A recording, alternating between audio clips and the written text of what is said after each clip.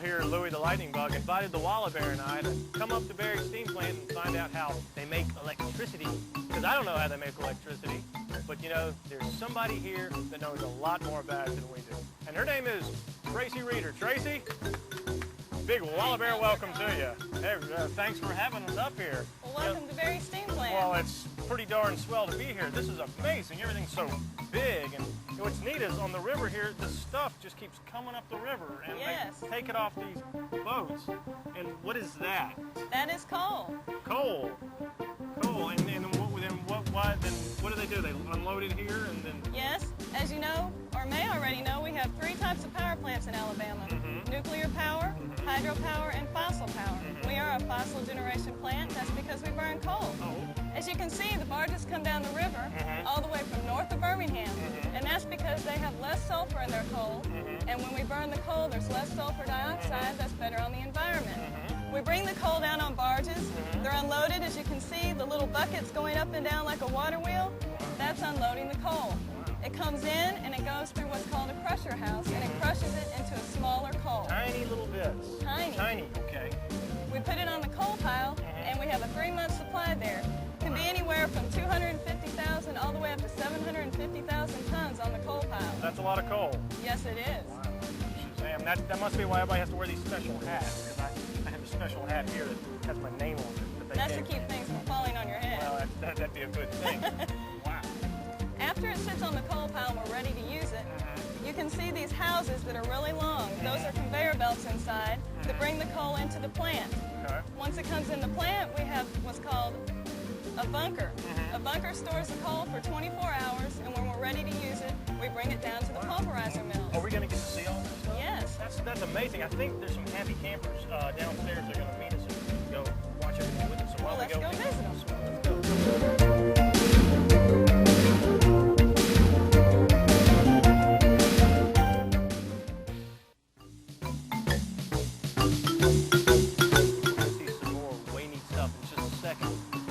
Let's go to the lab with Professor Polytechnic. Willkommen, willkommen, willkommen. I am Professor Polytechnic, but as usual, refer to me as Professor P. Now, let's get down to business, yeah? Did you know that it takes 2 types of energy to generate electricity? The 2 types of energy are potential energy and kinetic energy. I will demonstrate with this small hand-crank electric generator. But first, I need a helping hand. Dankeschön, helping hand. Now, the muscles here in my arm contain chemicals, which will cause them to move. This is the potential energy, which means that it is waiting to happen. Inside the generator here are magnets, which also contain potential energy in the form of electrons. When I move my arm, the potential energy becomes kinetic energy. This means that it is in motion. When I turn the crank like this, the potential energy in the magnet becomes kinetic energy in the form of moving electrons, or electricity. So, until next time, remember that a body at rest tends to remain at rest unless acted upon by an outside force. Auf Wiedersehen! Wow, that's really swell. Yeah, it was neat up there, wasn't it? Kind of noisy in there, isn't it? Hey, here's Happy Campers Joe and Shannon. Darn swell to see you again. And Tracy here has something very special for you to put on. Welcome to Berry Steam Plant. You're going to have to wear hats and safety glasses to make sure nothing gets in your eyes or falls on your head, okay? But that's not a good thing. See, I even got my own special safety hat. That's great. Now, what are we going to see now? The pulverizer mill. Pulverizer. That's amazing. Wow, now, why don't you guys put on your hats Get your glasses. and your safety glasses. Nothing gets in your eye. Okay, so the pulverizer, that's a pulverizer. Yes. What is it, the pulverizer? I'll tell you when we get there. Okay, well, let's go see.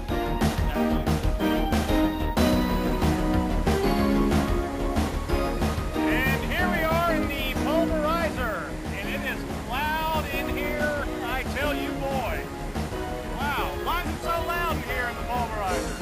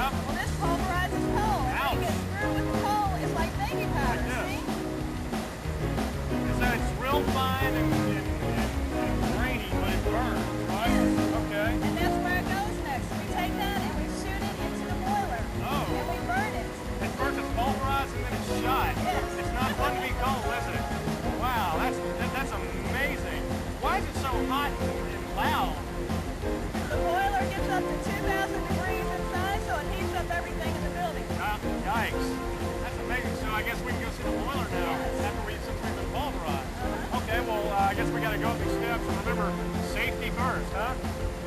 Going up here. This is great. It's loud in here, and I can barely hear myself.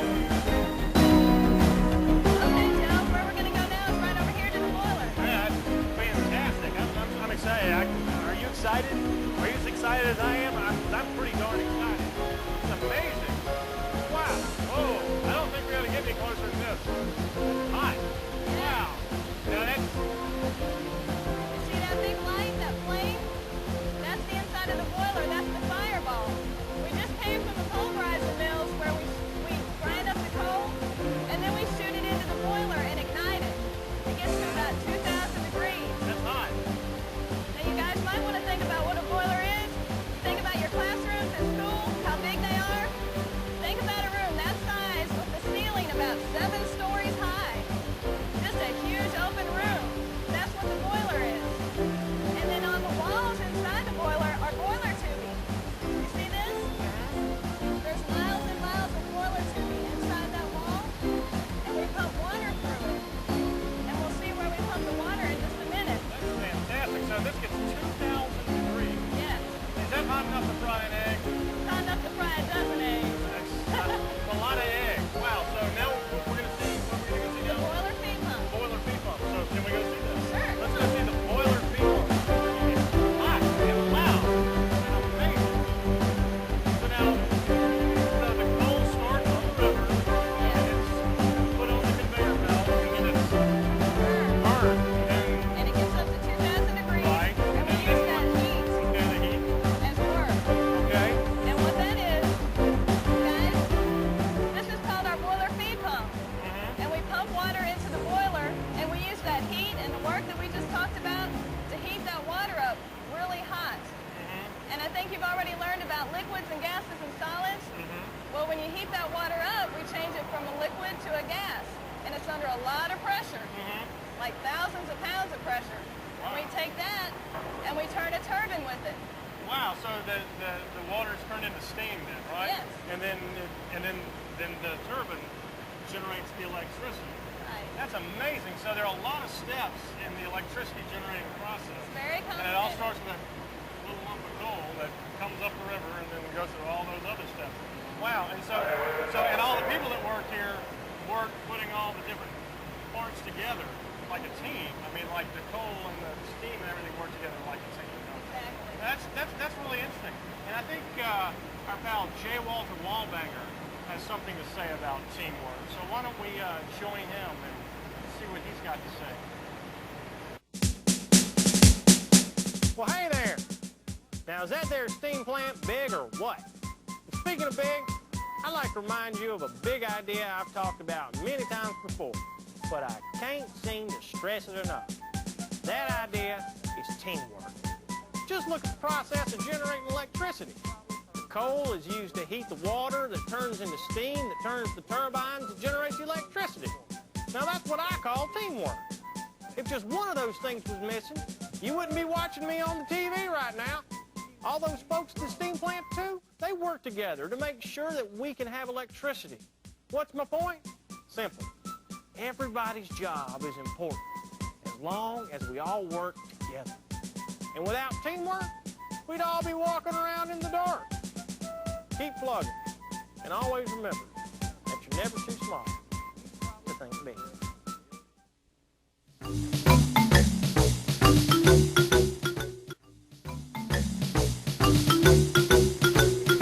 And we are back. And I don't know where we are. Tracy, where are we? We saw the boiler and the water pump thing and all that. We're following the process and the steps, the different steps and things to make electricity. So what's the next step? Where are we going? The turbine generator, where we make all the electricity. Turbine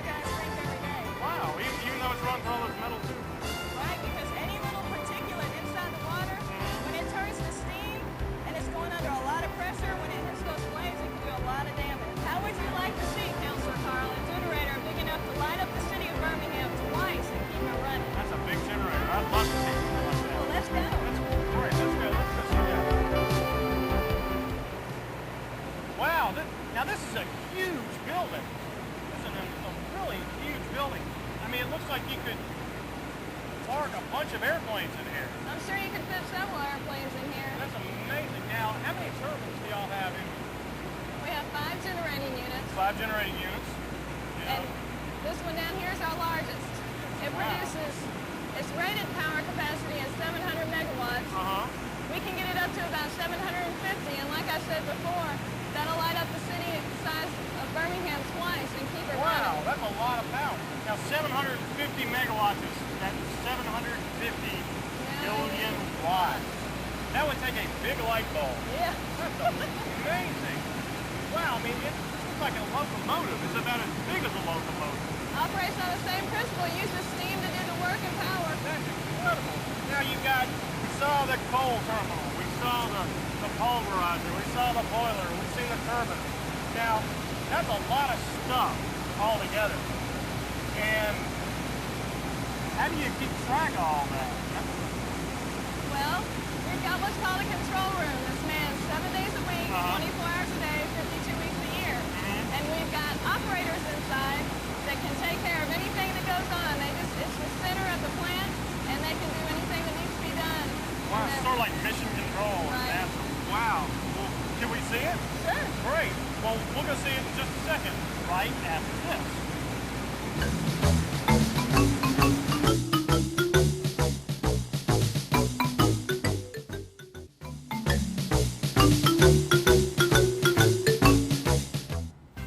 Wow, now, so this is the control room, right? Yes. So it looks like there are lots of controls in here or something. Now, what are all these dials for?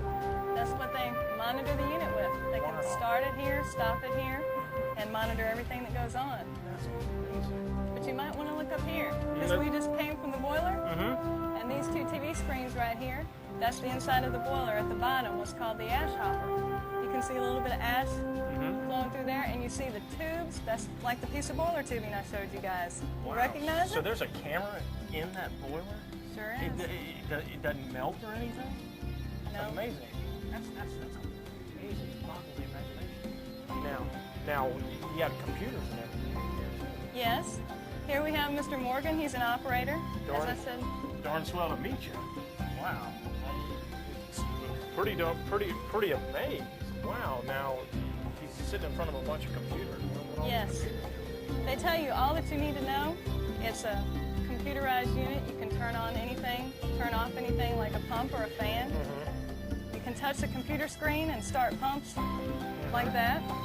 If you look over here, this one shows us a little bit of the boiler. It shows that inside the water wall tubing, which I showed you, the water is 786 degrees, and it's under 3,936 psi of pressure. A balmy 786 degrees. That's amazing. Now, so I guess it's important that you know about computers, and like we're always talking about WALABEAR, you should pay attention in computer class because you need those things. They're important. Now what can we use all this stuff? Okay, over here we've got several things. I didn't talk about it when we were at the turbine, but the turbines, when they're running, run 3,600 revolutions per minute. That means the shaft turns 3,600 times a minute. Wow. And this dial will show you they're right at 3,598. Well, almost at 3,600. We're almost there. So every minute it goes around that many times. Very fast. It boggles the imagination. Wow. Now what do we have here? Over here we've got some more temperatures inside the boiler that you saw the flame.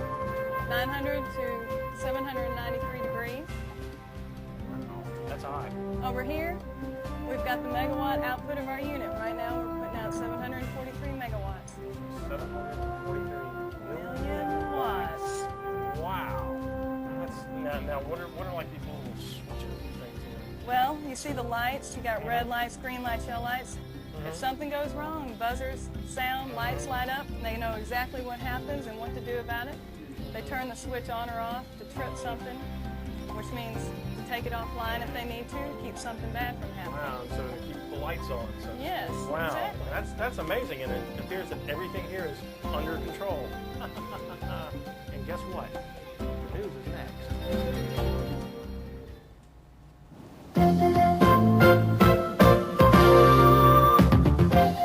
This is a Camp WALABEAR special edition of Action News 10.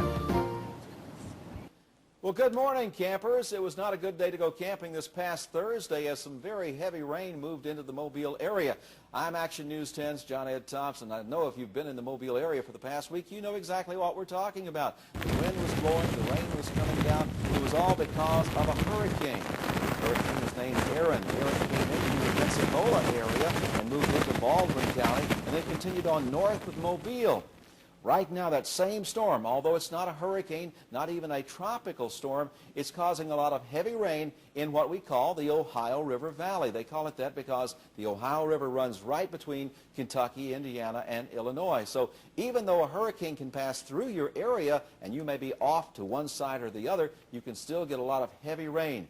One thing to remember, anytime that there is a hurricane warning or a tropical storm warning, pay attention to what your parents say, and also watch the TV stations and listen to the radio stations because they can tell you just how strong the storm is and what to expect.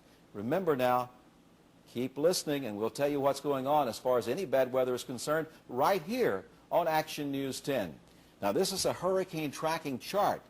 This is something that your parents might want to have. They can take this chart and put exactly where the storm is located. Then as it moves, they can move it right along the chart, and you'll know whether you are in the path of that storm. We'll see you next time. I'm Action News 10's John Ed Thompson.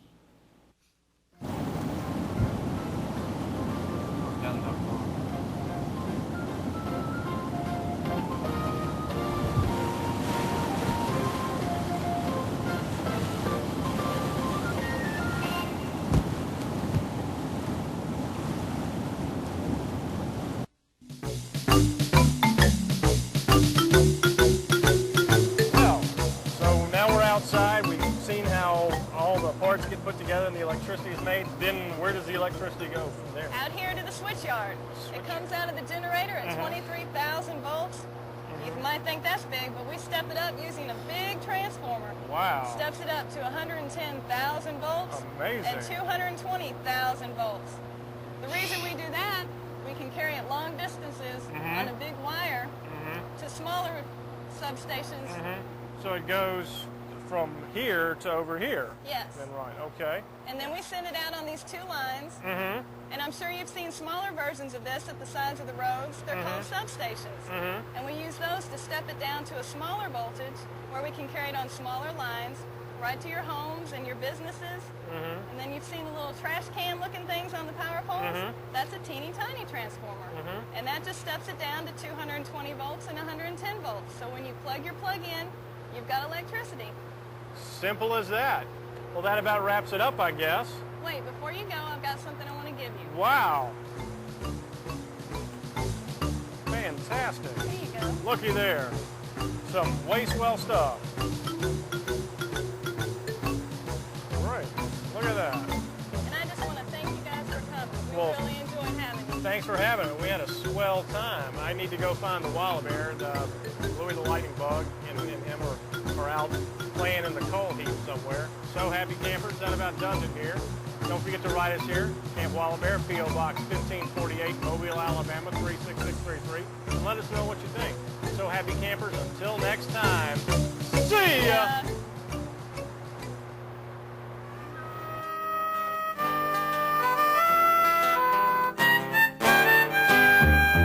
What's the greatest camp around?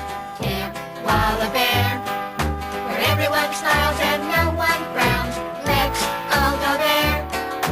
What do we do there? What do we see? I'll see you and you'll see me, and we'll all play so happily at Camp WALABEAR. What's the greatest place to be? Camp WALABEAR. There are places to go and people to see. Let's all go there. What do we do there? What do we see? I'll see you and you'll see me, and we'll all sing so happily at Camp WALABEAR. Camp WALABEAR. Camp WALABEAR. Camp WALABEAR.